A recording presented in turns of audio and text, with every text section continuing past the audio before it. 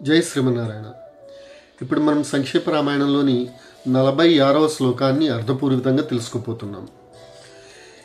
ఈ శ్లోకం యొక్క భావం ఏమిటంటే, రావణాసురుడి సోదరి అయిన శూర్పణఖ శ్రీరాముని సౌందర్యానికి ఆకర్షితురాలై ఆమెతో వివాహం కావాలని ఆయన్ని కోరిగింది.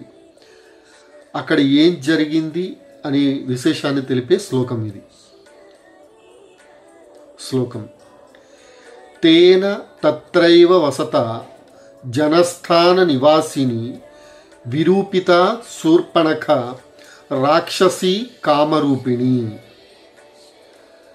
తేన తేన అంటే ఇక్కడ ఆ శ్రీరామచంద్రునిచే, తత్ర ఏవ వసత అక్కడే నివసిస్తున్నప్పుడు, అక్కడే అంటే ఇక్కడ ఇప్పుడు ప్రస్తుతానికి శ్రీరామచంద్రుడు దండకారణ్యంలో ఉన్నాడు.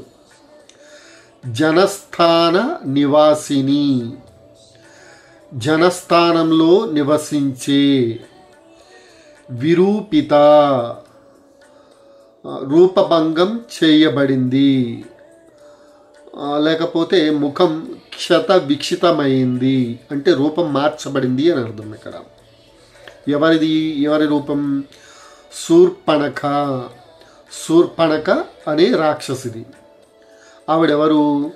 రాక్షసి కామరూపిణి, కావలసిన రూపం ధరించగల రాక్షసి అంటే మాయాస్వరూపిణి అని అర్థం అన్నమాట.